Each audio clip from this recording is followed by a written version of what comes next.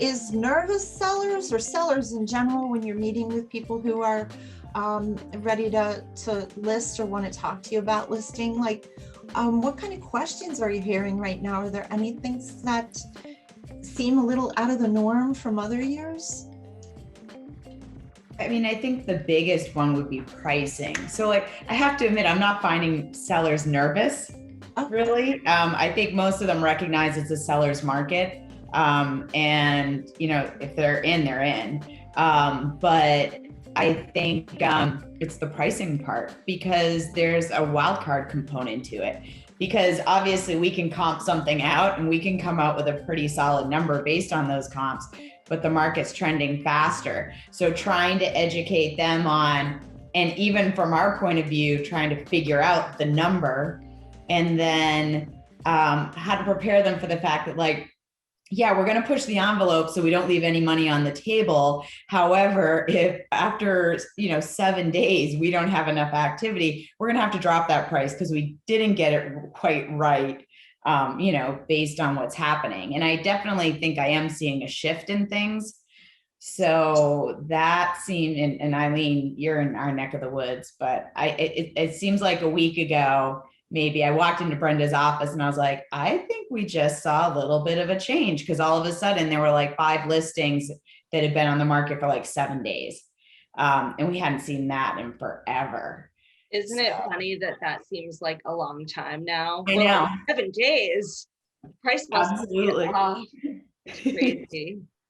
I would agree with Kerry. I kind of had put a little thought into this conversation before we started, and at least at Kearsarge Brook, most of our owners and sellers there are very savvy people who are really well informed on market conditions. So I would agree on the fact that sellers aren't nervous, buyers are certainly nervous. And I think the bigger question, I priced a lot of condos in the last 2 weeks.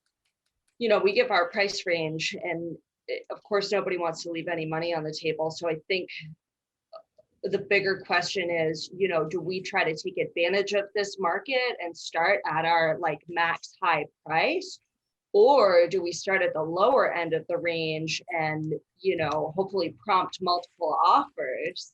And while that's really likely in this market, we can never guarantee you're going to get multiple offers. We can never guarantee the price is going to get driven up. So it's an interesting balance in that price range, I think, on, maxing out or hopefully prompting multiple offers. And, at times those multiple offers will drive the price way over what you thought your max price was. So I've been really surprised at some of the prices that we've been seeing. They've totally blown my high prices out of the water, to be honest. Yeah. Yeah. Are you seeing the same thing, Nikki, over on your side of the hill? We are, yeah. So I think something that we, the first question that I ask a seller, I would agree with you guys that they're not nervous, they're excited, they're anxious, they know it's a seller's market. They do have family and friends chirping in their ear saying, well, I think you should list it for higher. I think you should list it for higher. So we're starting to have to compete with not only the comps and saying, it's probably going to go over this if we price it right, but also having to deal with the fact that, again, if it's been on the market for a week or so, that's a long time, which is crazy.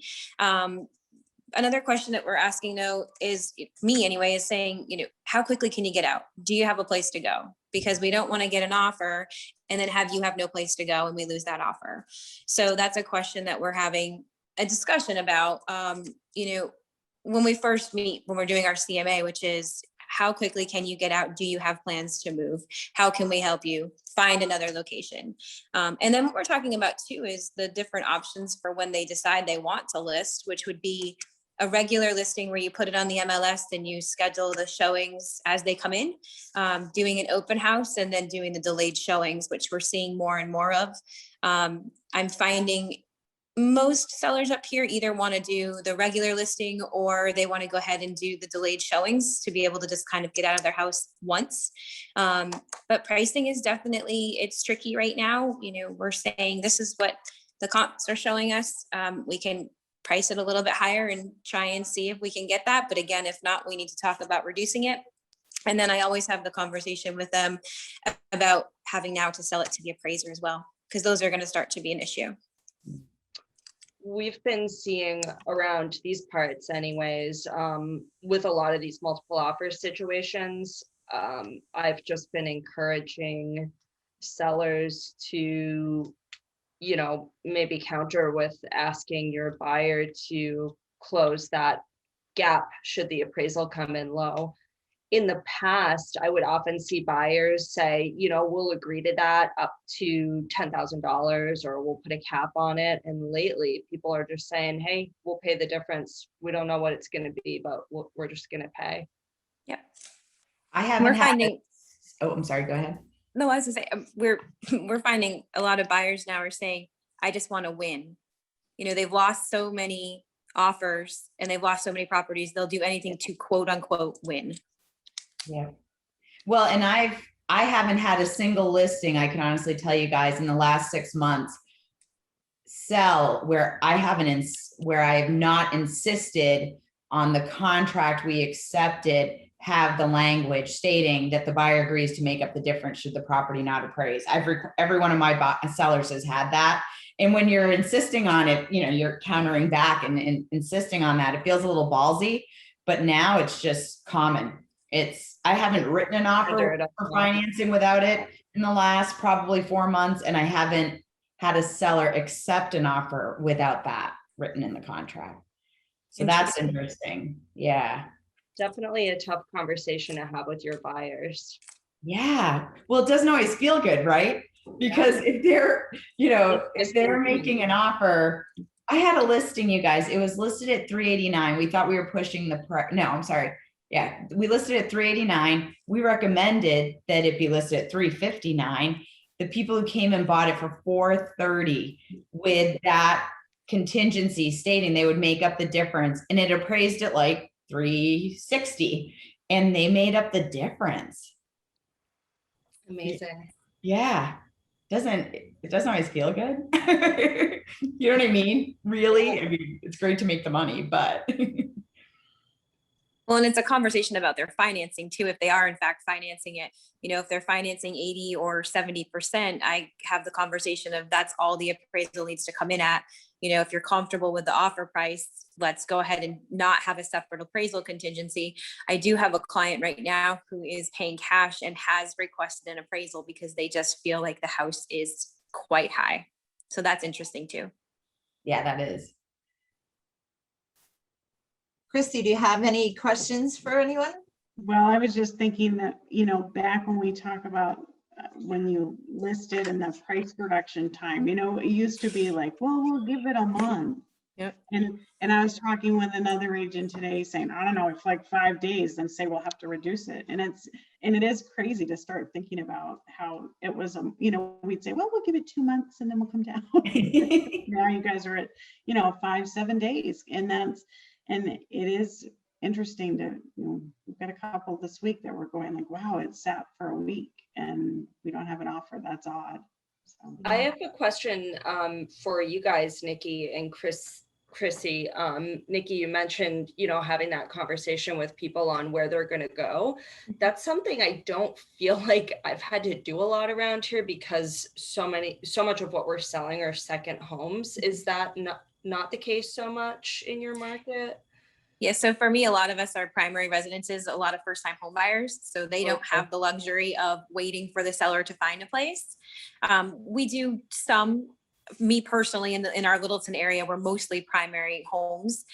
We do have some secondary. Our Franconia office and Bretton Woods oftentimes are a mix of primary and investment or second homes. So that's certainly a conversation they're not having. And I think the same for Plymouth is a mix, and Holderness and Chrissy might be able to say better down in the Lakes region, whether those are going to be primary or investment or second homes. yeah, definitely the Holderness office has a lot of second homes in that market. Plymouth is probably a pretty half and half mix of primary or second homes. So I think that conversation happens a lot more with the primary, you know, when it's their primary home. And where are they going to go to next? Yeah, I don't feel like I've had to have that conversation a lot, which is kind of nice because that's just another factor. Kerry, what would you say, like your percentage of business that you do as primary, second homes? 20% primary. Yeah. I mean, and even of those, it's usually more like we're in Massachusetts, we're retiring up here. So it almost feels like a second home sale. You know what I mean? Because there isn't necessarily that like, okay, we're going to be homeless and we have to get it, you know, close this property in 6 weeks or whatever.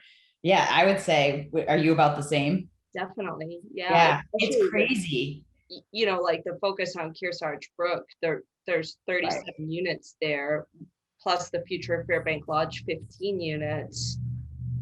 We've never had, you know, anybody live there full time. And now, even though it's only been a few years since phase one was built, we're already seeing a few resales happening. Right. And they're just easy because they're vacant for the most part. And so they're easy to show. I typically, if I can, you know, I prefer to list on like a Wednesday or Thursday to get all those weekend showings in, because that's when everybody's here. And ideally, you know, review offers Monday or Tuesday. Yeah. It is funny. So if I look at my past clients over the last few years, I've sold homes to friends who are primary homeowners. And like there's one that's right in downtown North Conway. I could sell that for probably 150,000 over what they paid for it 2 years ago right now. And they said to me, what is our house worth? And I'm like, you know, and I told them, but they have no place to go in town. There's like nothing else. They're going to sell high and buy even higher. So it just doesn't, that's a stumbling block that's tough right now and trying to get listings because where are they going to go? It just doesn't work right now. At least they have great equity. Oh my God, seriously. Good. Yeah. I thought things were pretty hot around here like 2 years ago. Didn't know what hot was. Right? So what kind of buyers are you seeing that are winning out on purchasing? Are they the cash buyers with no contingency? Yeah, everyone's nodding. Yeah, and I would say the cash buyers and also like the ballsy buyers who are financing, who are like, I don't care, I'll make up the difference. I'll waive, you know, inspections. Like you said, Nikki, we just want to win. We'll do what we have to do. You find that in a certain price range? Like, are you seeing that with the higher end homes where they have a little bit of income to spend? I feel like it's across the board a little bit, to be honest. Yeah. Yeah, I agree. I've got a buyer that I'm working with. He's a past client of ours, sold property up here, has a place in Massachusetts where his business is, purchased in Florida thinking they were going to live there year round. Did that for a year, hated it. So they want to come back. He actually flew up last year to snowmobile. So he's been looking for property in this area. He's cash up to 800,000. He has made multiple offers, no inspection, no appraisal, close at seller's convenience, leave whatever you want, and well above asking price. And he has lost out on 7 different properties. And he said to me, what am I doing wrong? And it's nothing. It's nothing. It's been people either paying cash or financing, but willing to pay more. Yeah. So that, you know, that's interesting.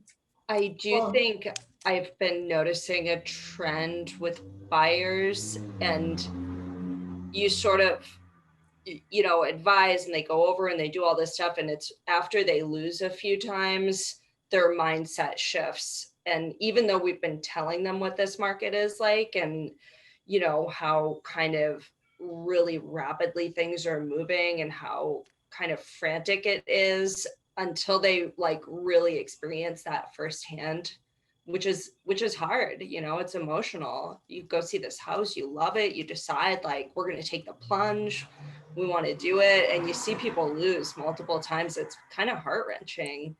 Yeah. Only so many times you can have that conversation with someone. Right. Know? Yeah. Well, then he said, forget it. We don't have to buy. We're just going to wait.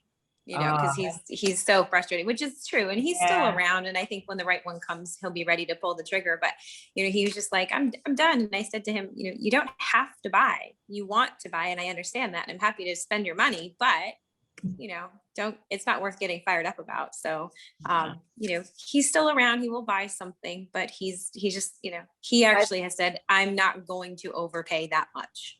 I'll overpay, but not that much. I think that's a good point. I've definitely had some buyers that were really hot to trot a few months ago who now have kind of said, we just need to step back and like kind of take a break. You know, it's sort of exhausting for people. And, you know, I think their hope is that the market will stabilize a little bit. Yeah. That's something that people ask me a lot. Do you guys have any good answers for that question? Is the market going to stabilize? I mean, great historically, we're, you know, it's going up too rapidly to be sustainable. I don't think the bottom's going to fall out though, unless we have something catastrophic and unanticipated, you know, like September 11th or something terrible. But the people who are looking at a house that's 450 right now and hoping next year it'll be 350, I don't think that's going to happen. Yeah.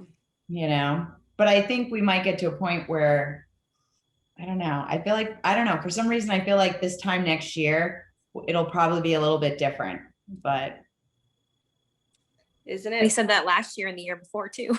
I know, right? I was just thinking how, like, at the beginning of the pandemic, I remember in April, I guess, 2020, kind of going, oh my God, like, are people going to buy second homes right now? This is like so unprecedented and weird and uncomfortable. And it just totally, you know, when I look back like a year and a half ago, it's like kind of mind blowing the way it went. Yeah, and continues to go. Mm-hmm. So I have 2 adult children, and they have conversations with me about real estate because they have friends who are buying real estate right now. So we're talking young adults, first time buyers, and what a nightmare they share with me of their experiences of multiple property offers and getting shot down because of not being able to bring in a cash offer with no contingency. There, you know, it's tough for the young adults to be able to do stuff like that. Are you seeing first-time home buyers? Mm-hmm. It's heartbreaking, I have to admit. And Nikki and Eileen, I'm sure you're going to say the same thing, but you get a lead. You ask them, okay, so are you going to be cash or financing? You know, do you need help with lenders? And the minute they say financing, you're like wah. Like it, and not because you don't want to work with them, because it is crazy, right? The interest rates are amazing, but they're not going to have a leg in the game 9 times out of 10 right now in this market, which is really too bad. Yeah. Well, and it's frustrating for them. It's great for our sellers, right? Because our seller clients, they're selling high and hopefully have another place to go. So they're not buying high. So that's great. But when we have the buyers, you know, they're missing out because second home people or investment people are scooping up the primary home industry. So, you know, it's difficult for them. They're getting frustrated because they are offering their best, but unfortunately their best is being beat out by somebody else. And that's really hard for first-time home buyers. Yeah. What do you tell home buyers, first-time home buyers? I mean, what do you say to them when they come to you for the first, you know, they're just looking? Yeah. So I actually work with a local nonprofit here in town, Ahead, and we teach a first-time home buyer education class on Saturdays. And I do the realtor portion. And that's something we talk about. We talk about you need to be pre-qualified. There is no, I'll get that to you in a day or two. You need to have it with your offer. You need to have some money to be able to put down. And, you know, we talk about the process of, we actually do an interactive kind of game where you have a seller and then you have everybody else make offers. So they experience a very unique multiple offer situation. And so I help guide the seller with how they're going to respond to the offers they receive. And then I go back to the people that were the buyers and we talk about how we would counter that. And we talk about the language that agents have access to regarding closing costs and those types of things. And we just basically talk to them and say, you know what, you don't get a second chance. Oftentimes you need to make your best offer first. We talk about escalation clauses, but with first-time home buyers, they really don't have that capability to go above and beyond. They have, this is what we're approved for, and that's it. So that's where it gets interesting. We have the conversation that it is hard for them right now because what they're approved for, at least in this area, maybe 225 tops if they both have decent jobs is what they're getting approved for, because a lot of them have a lot of student debt still to pay off. So their debt to income is off. So, in that price point, the house is going to need some work. And now they're draining their savings. They're draining a lot of their assets to be able to actually purchase the home. Are they going to be able to do the work that the house needs? Will their loan product qualify for the work that the house needs? That's the other struggle for first-time home buyers in our area. Yeah. I would imagine inventory to sell them in ours, honestly. So most of them are coming across, and we don't have anything to sell them. Everything's too expensive. Yep. I wonder, just kind of thinking out loud, you guys have probably heard about all of the talk of the short-term rental ban in Conway. And I'm just wondering, if that will kind of incite some people to sell, kind of thinking, hey, you know what if we can't rent and it's a really good time to sell anyways? And we've been thinking about selling, my hope has kind of been that some inventory will come out of that. But it remains to be seen. So far, I don't really think so. Yeah, I think things are still so up in the air on the decision of what's going to happen. I bet you by the end of the year, if not sooner, the end of summer, we'll probably see a clearer picture of what's going to happen. There was one on that second homeowner association group. I forget their name now, but on Facebook, there was somebody who said the other day, we're out. We can't handle this limbo. That's just not who we are. And they sold their house. So, maybe there'll be some others that do that. But I would have to think that a lot of second home buyers here, so many of the people we work with here are people who intend to use the home but also rent it a little. I would think if that's your intention with things being up in the air, you might hold off. So maybe that will leave some homes for the local community and first-time buyers. Or it'll push those homes into the long-term rental market, which is sadly needed. Yeah. Right. Except the income produced by that and the mortgage they're carrying, if they're carrying it, is never going to pan out. I don't know. The rents, I don't, work with any rentals, but I think even the long-term rentals are super high around here right now. They're high, but they're typically not enough. If you have debt service, mortgage, it's to try to get it so that it covers your tax, to cover the whole, that's super hard. Yeah. Yeah. So I have a question for you guys. So you're boots on the ground, and Chrissy and I are in the office, and really we only get to hear what you guys share with us. I know I'm always curious as to what would be helpful that you don't have that we could help you with, whatever those tools might be. Do you want to sell your house? I know. That would be really helpful. Some days I do.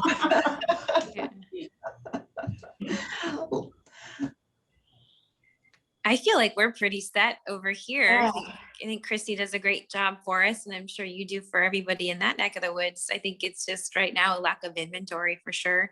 Hoping it kind of settles down a little bit. Well, I will say the last 2 weeks, you guys have been bringing on a lot of inventory. It's nice to see, and it's nice to have it go under contract quickly. But it has been nice, our e-blasts and the new listings coming in. I've seen the ones that you guys are bringing in and up in Berlin and all the offices, and it's good to see. It is, and this week especially, a lot of new listings. Our whole ad, I sent it to everyone, but I don't know if you've had a chance to look at it. of the 10 properties, 8 of them were new listings, which I haven't seen in I so know. long, because by the time I go to advertise them, they're already under agreement. So I'm just circling through the ones that are sitting for a little while. But yeah, it is nice. But I would have to say, I've never seen our inventory have so many high-end properties in it. You know, those are the ones that typically do sit on the market a little bit longer, but we have a lot of really nice high-end homes in inventory right now. So I'm gonna get those sold. Anyway, yeah, if anyone else wants to bring up any other subject we haven't covered that you'd like to talk about, otherwise we'll send you on your way. All set? As Yeah. dispatchers Good. used to say, we just need more listings, right? Yeah. Mhm. All right, ladies. Well, thank you so much for joining us. And I will be sending out some links, probably with some snippets of our conversation and possibly the whole thing. So great. Thank you very much. Guys. Thanks, guys. Thanks. Bye, guys. Take care. Bye-bye.